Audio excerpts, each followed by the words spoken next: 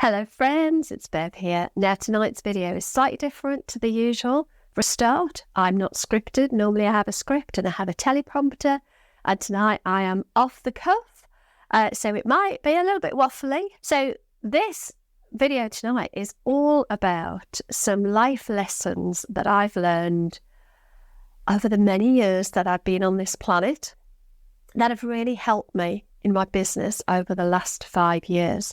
And I wanted to share with you 5 in particular, although there's probably many, many more life lessons that I've learned, but 5 in particular that have stood me in really good stead. And my first kind of introduction, if you like, to business was probably 20 years ago. And I knew nothing about business. I knew nothing about network marketing.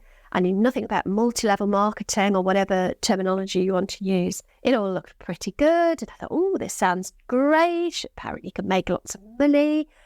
And I very soon realised that network marketing wasn't for me. I'm not against network marketing per se. I think it has pretty much a bad press, if I'm honest, because I think there are some people who basically get into it and, much like I did 20 years ago, didn't realise that actually it's a business and you have to run it as a business. So you've got to think about your marketing and your sales and your finances and all of that sort of thing. I was very, very naive, and there's a lot of bad press. And if you look at those that have been really successful with multi-level marketing, they have treated it as a business right from the outset. So this isn't a video about multi-level marketing, but that was my first introduction to business, and I very, very quickly found out that was not for me. It didn't work for me. But what I did get from that, which has been incredible, was alongside the business opportunity, we were part of a downline or an upline team, and we were the downline of an upline team.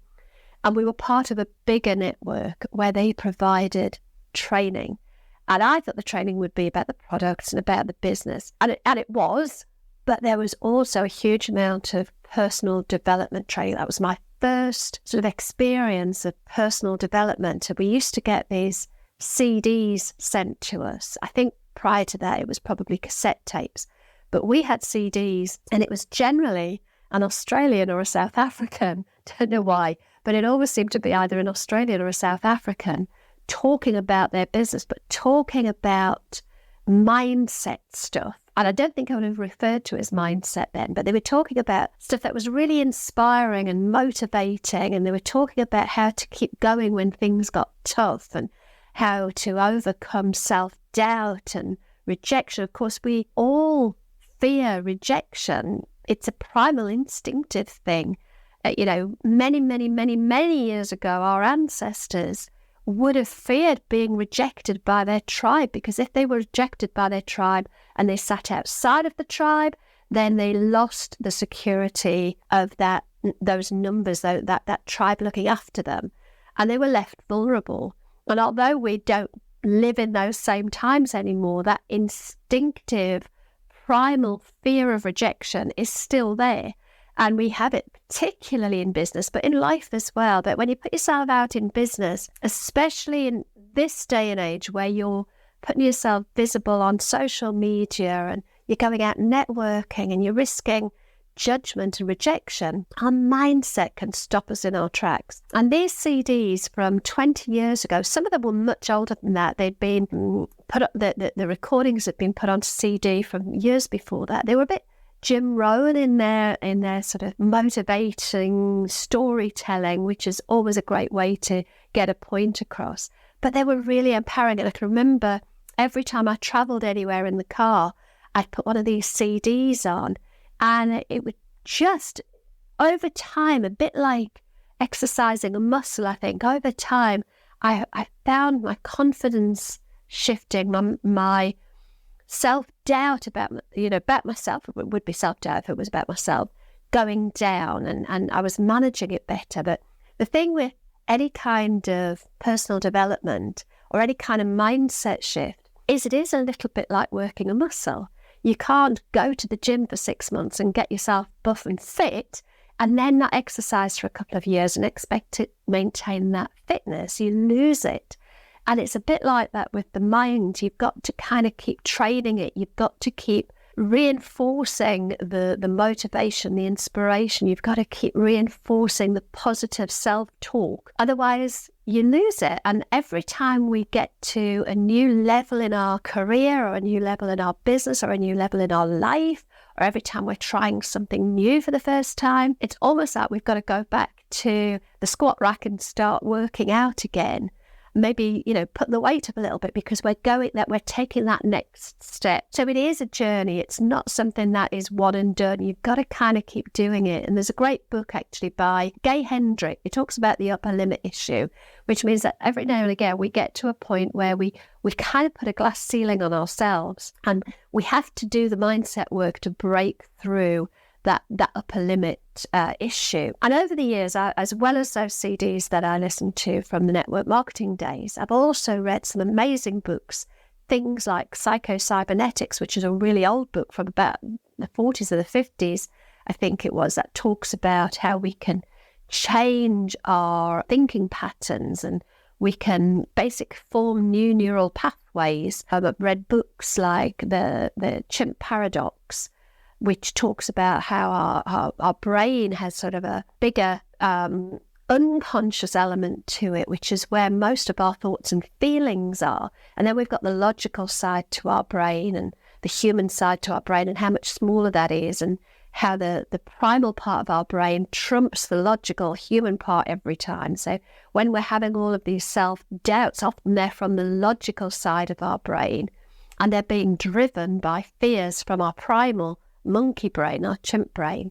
I've also read books like Mindset by Dr. Carol Dweck that talks about the difference between a fixed and a growth mindset. And along with these CDs and all of the books that I've read, over the years, I've kind of worked that mindset muscle. And I've come up with 5, for this video anyway, life lessons that I wanted to share with you that have really changed, I guess, my outlook on the things that I will do and attempt, and how I overcome some of the fear that is associated with doing something new and scary. There are more than 5. I could probably make a video with 50 of them, but these are the 5 that come to mind now. As I say, it's off the cuff.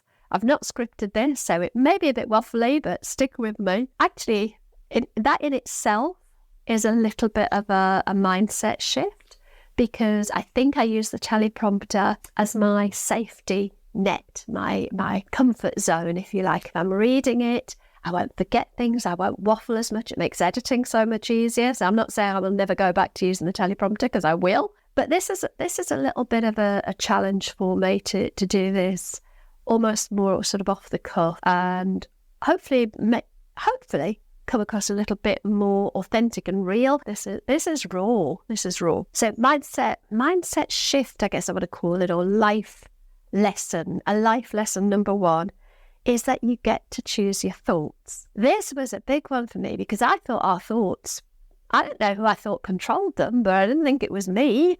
I thought maybe there was something else going on, but that my thoughts were somehow detached from me. And the idea that we could choose our thoughts was huge, because it suddenly made me realize that if you can choose your thoughts, then you can choose to think better ones than maybe the ones you're already thinking. I think it was Stephen Covey I was listening to on a CD many, many years ago that was talking about speaking at a conference, and he said you get to choose your thoughts. And a woman in the room started to cry, and it was because she realised that if she could choose her thoughts, she could choose to react and feel differently about life and the way she was being treated, and she didn't have to accept basically being, walked over by people. But for me, it was more, if I can get to choose my thoughts, I can change my perspective on events that happen around me. So when I was younger, I'd often, I think we all get this from time to time. If I walked into a room and people were talking and then they suddenly stopped talking, my thoughts would always be that they were talking about something they didn't want me to hear, either because they wanted to push me out of the conversation, or they were talking about me and it would be something negative. Now, there was no evidence for that. That was just the story that I was telling myself because of the thoughts that I was choosing to believe. And when I started to realize that I could choose my thoughts, thoughts, I began to put a different story behind events. Now, I'm not always good at this. I have to say, even after all these years, there are still times when I make a story, I give meaning to an event that creates a story that could be right or wrong. And sometimes it's a negative story. But now that I've learned that I get to choose, I think, well, if I don't know what the truth is, I don't know whether they were talking about me or not. I don't know whether they want to shut me out of the conversation or not. But what if I choose to think something different? What if I choose to think that maybe they were talking about me, but it was in a nice way and they were planning something lovely for me that they didn't want me to know?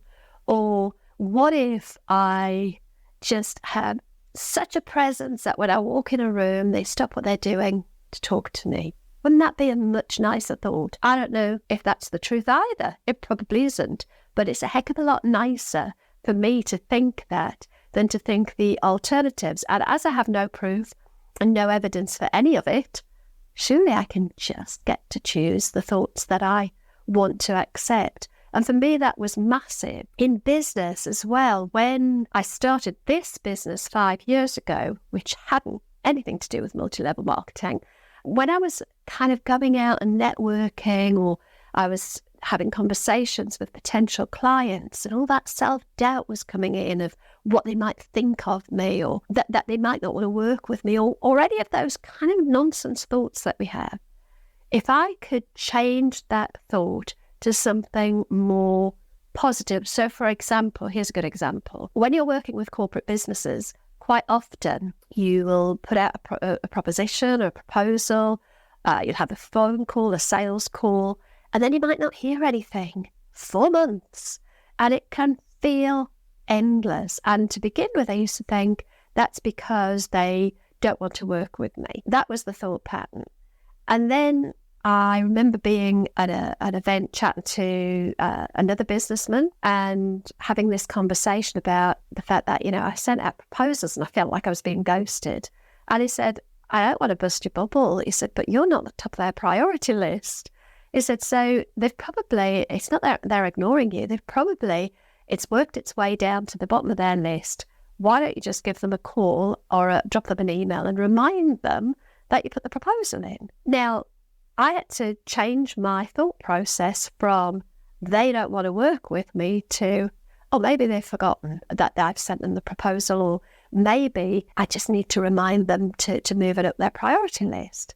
Now, I don't know the reality of either of those things, but I could choose to take the latter and give them a ring, which is what I started doing.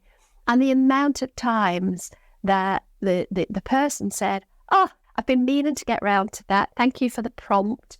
Yes, let's arrange another call and let's get this thing moving. And if I listened to my first sort of thought process, I'd have never have rung them. So that's the first thing. That was the first life lesson, that we get to choose our thoughts. Second life lesson is around failure. I had a horrific fear of failure, and it's a battle that I constantly still have to talk my way through. But the more I've kind of read, the more I've listened to, the more biographies and autobiographies and YouTube videos I listen to and podcasts from successful people, every single one of them says your failures are where you get your growth. You don't learn much from successes. And I was listening to Ed Sheeran talking on a video a couple of days ago. He said, you get nothing from success. Success could quite easily just be good luck. You get true success from failures, from learning from your failures. And he was saying, we really need to, rather than demonizing failure, we should be celebrating failure, because every time you fail at something, you move forward. And there's a great quote, and I don't know who it's by, but it goes something like, there's no such thing as failure. You either get the result you wanted, or you get the lesson you needed. So if we never ever see failure as in a negative thing, but rather it's a learning and a growth thing, then there's no such thing as failure, because failure means it didn't work. But that's great. If it didn't work, what can we learn from why it didn't work so we can take that forward and do something different?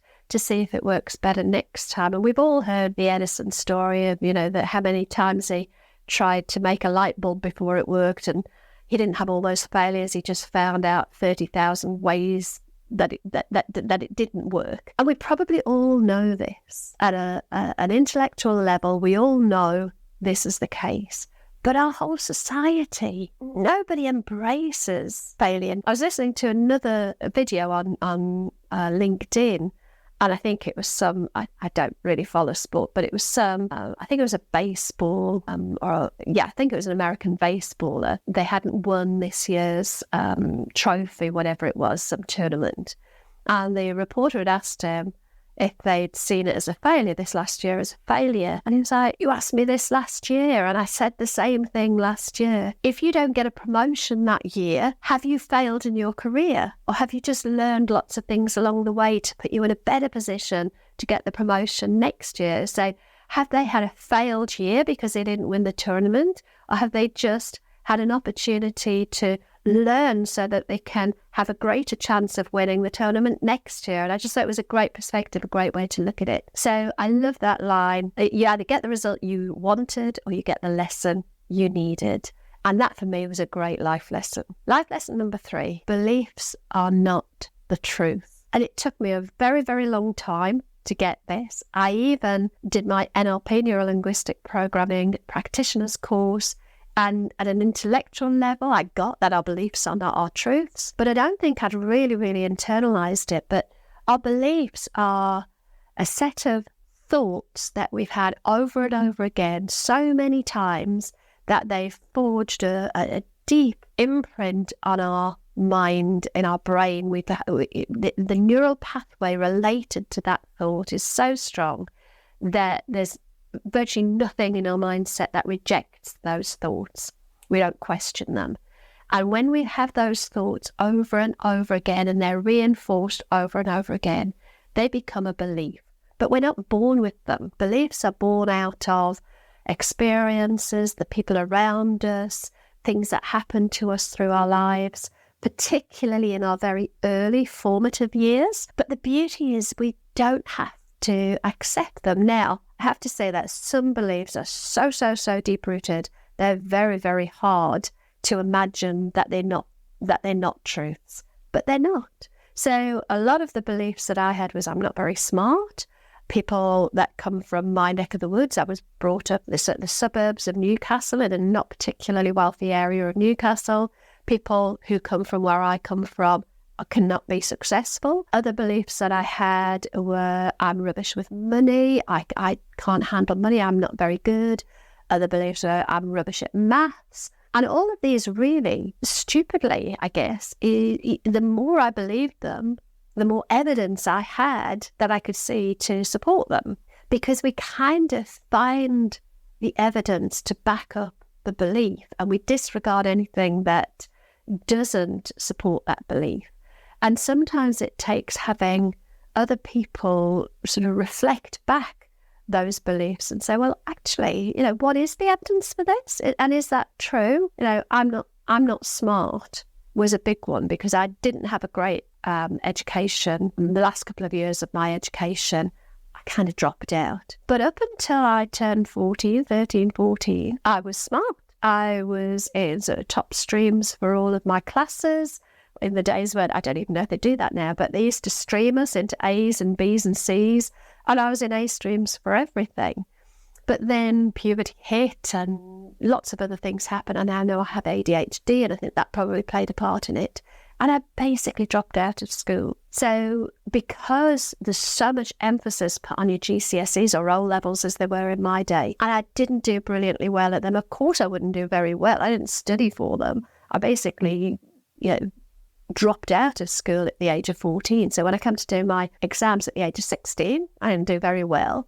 So there is the evidence. I can't be very smart because I didn't do very well at my exams. But it didn't occur to me that I didn't do very well at my exams because I never went to school and I didn't do the work. Or I disregarded the evidence that, well, up until I turned 13, 14, I was top streamer for everything. They don't put you in top stream if you're not smart. Then at the age of 48, I did a degree in business and enterprise. I did it while working. and I came top of the class. I literally got the university medal for doing the best in my cohort at degree level. And yet, even after that, I still had this belief, and I still do. I have to talk myself out of it. You get to choose your thoughts. Comes back to that life lesson. But I still have to reinforce, actually, the evidence doesn't suggest you're not very smart. You just have that belief. So realizing that beliefs are not truths was a big one for me. And this is where I think coaching comes into its own, especially if you've got somebody who is a really good transformational coach that can potentially use something like neuro-linguistic programming or hypnotherapy or something like that to help you kind of get behind the belief, get under the belief, and find a way to reframe that belief into something more empowering, because a lot of beliefs can be very disempowering. So if we're continuing to acknowledge and accept disempowering beliefs, they're going to hold us back. But if we can recognize that if we're telling ourselves something a lot of the time, if we can challenge it, is that actually true? Do you really need to have all the dishes washed before you go to bed? I don't know where that came from. I never worry about things like that, I have to be honest. But if your belief is your worth is tied up in how tidy you are, your worth is tied up in how smart you are, your worth is tied up in how much money you've got, your belief is that if you're a woman in leadership, you're always going to have to fight harder than everybody else. If that's a belief, you're going to find lots of evidence to substantiate that. So knowing that our beliefs aren't truths means that we can actually change them. And a little bit like our thoughts not being set in stone, our thoughts, we get a choice. We also get a choice around our beliefs. And our beliefs are just thoughts. So if we can change our thoughts, hey, we can change our beliefs. Another life lesson that I absolutely love, you'll notice there's a pattern here. I remember reading an Eleanor Roosevelt quote, and it was written on a poster in a library that I was visiting. And the quote was her quote around, "Nobody can make you feel inferior without your permission." I had to read it 3 or 4 times before I really understood what it meant and what she was saying. This idea that nobody can make you feel inferior unless you let them, unless you choose to accept that what they are saying is true. Nobody can make you feel inferior. And the more I thought about it, the more I realized nobody can make you feel anything without your permission. So when somebody says, he made me feel this way, or she made me feel that way. No. You allowed yourself to feel that way. Now, it comes down again to how we choose to interpret what is being said. So if somebody says something that you find upsetting or offensive, I'm not suggesting that it isn't hurtful, but how we choose to feel about that is our choice. So if somebody says something hurtful, we can choose to be upset and hurt and feel invalidated in some way. Or we can choose to say, okay, I'm not happy about that. That hurt. I don't like that feeling, but I'm not accepting it. I'm not accepting what you're saying is the truth. I'm going to choose to think differently. I think the thing with when you say that somebody else made you feel a certain way, you're giving away your power. You're giving your power to that person. And that is so disempowering. And that is so, it leaves you feeling hopeless and helpless because somebody else has got control over your feelings. And it's a horrible place to be. And I remember having a conversation with a friend a few years ago, and she was saying, when somebody says something hurtful, for her to deal with that and not feel disempowered, she imagined a ball of electrical current, electrical impulses. So imagine a globe, an electrical ball with lots of electrical currents flying all around with, can you picture that? Like just a power ball with all of this sort of electrical current in it, electrical pulses. And she said if she allows herself to take on the hurt or pain that somebody else is making her feel it's like she's thrown her Powerball at that person and they've got all her power. So when she's feeling that somebody said something hurtful or somebody's made her feel a certain way, she imagines this Powerball, this sort of ball within her hands, and she imagines pulling that power back inside her. So all of that electricity, all of that power goes, oh, I think I'm probably knocking my microphone, goes inside, and she can reframe that pain and that hurt. So it's no longer, they made me feel a certain way. It is, you said that, but I'm choosing to feel this way. I'm not giving my power over to you. And I just remember thinking that is such a powerful way to deal with that. So I then, really got this Eleanor Roosevelt saying that nobody can make you feel inferior without your permission. Nobody can make you feel anything without your permission. Now, is that easy in reality? Heck no. Not at all. Can visualize your Powerball, pull it back inside. You are stronger. And number 5, the idea that our thoughts become our feelings, become our actions, become our results. This was a big thing for me. I remember reading Think and Grow Rich, and I remember reading the title and thinking, how can you think and grow rich? It doesn't make sense. And this idea that thoughts become things, all these sort of words that get bandied around, and you think, I don't really know what they mean. But if you think about it, what we think affects the way we feel. The way we feel affects the way we behave. The way we behave affects the way we act, the actions that we take. And the actions that we take have consequences that lead to a whole cycle being repeated. So an example of this, and I've used this when I've been training about mindset and sort of the way the brain internalizes things. Imagine you are driving down the motorway and you are in the middle lane of a 3-lane motorway or highway, and a car, a black BMW, don't know why a black BMW, but let's call it a black BMW, comes bombing down the outside lane and cuts right in front of you, really, really sharply in front of you. That really makes you kind of, oh, what happened? Well, what an idiot. And your first response is exactly that. You think, oh my God, what an idiot. Blooming BMW drivers, they think they all own the road. They're always cutting people up. And that thought leads to feelings of anger and, I'm going to show him. So you start flashing your lights and you get up close behind and you're tooting your horn, and the anger, the feelings of anger and just rage, that kind of road rage kicks in. So you've got the thought, what an idiot. How dare he cut me up? The feelings turn to anger, they turn to rage. And your body, your physiology changes. You start to see red. You get, your body temperature goes up. You're on edge. Your adrenaline's rushing through you. So you're in this kind of heightened physical state of anger and rage. And then imagine you realize that the slip road that you need to take off, the off-ramp that you need to take for your next junction is coming up. And you've been so distracted by the idiot in the black BMW, you're about to miss your junction. So you pull over into the inside lane ready to get out, but you don't see the car just in your blind spot. Yeah, the collision. The consequences of your thoughts, your feelings, your physiological changes, your behavior, and your action results in a crash. Now, who do you think the person in the car that you've just hit is going to be blaming for that collision?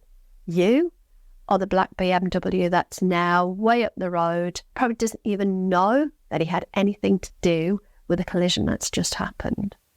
That's our thoughts creating our feelings, creating our actions, creating the consequence. And now, of course, you've got a whole load of thoughts, feelings, etc. That cycle starting again. But if we replay that, let's just replay that whole scenario. So you're still in the inside lane of the highway or the motorway, and Mr. BMW, black BMW, herring alongside you, cuts you up. Same scenario, nothing changes about the scenario. He's driving erratically, he cuts you up. But instead of getting angry and thinking, what an idiot, I'll show him, you think, blimey, bit of a hurry, not the safest driving ever. Anyway, nobody got hurt. I'm safe. That was a bit of a shock, but everything's fine. Let him just carry on. He can go on his way. I'm okay here. Your thought process is different. Your thoughts aren't triggering an angry response. If anything, they're triggering relief. Your feeling is of relief. Oof, that was close, but hey, I'm fine. No damage done. So your behaviour, instead of being angry and up there flashing your lights, is getting a bit defensive. I'm going to just hang back, a bit more defensive. Driving, let's just get out of his way. And then you realise your slip road's coming up anyway. So you're quite calm. You haven't got that rage. You take a quick check back over your shoulder before you move out into the inside lane. And you see there's a car here in your blind spot. So you give it a bit of time. You either speed up a little bit to get in front, or you let it go past before you pull in. Get off at your slip road. Carry on your journey. No harm done. Completely different consequence. So the fact that we have this cycle of thoughts creating feelings, creating behaviours, creating a change in physiology, creating an action that creates an outcome, we have control of that. It all started from that initial thought, and we get to choose the thought, which takes me right back to that very first life lesson. We get to choose our thoughts. How cool is that? So if we get to choose our thoughts, how do you stop that initial reaction? Well, for me, I have to take a breath. I have to, okay, what am I going to make of this? Don't always get it right, but it does mean that if something triggers me, I can take a pause, take a moment, and change that cycle, change my thought, my reaction. But there you go, unscripted, my 5 life lessons of many, many life lessons. I would also say that one behind me, which is, I don't know if you can read that, it says you don't have to see the whole staircase just to take the first step, is one of my favourite quotes as well. Sometimes I think we feel we have to have everything in place and we know exactly where we're going before we take the next step. And we don't. You don't have to see the whole road rather at all. You just have to take the next logical step. So there you go. Yeah, that's a bonus for you. My six favourite life lessons. If you've enjoyed this, give me a like, give me a subscribe. Let me know what you think. Bit waffly, or is it okay? Do I need to go back to the teleprompter, or do I do a mix? I don't know. Maybe I'll do a mix. Until next time, take care.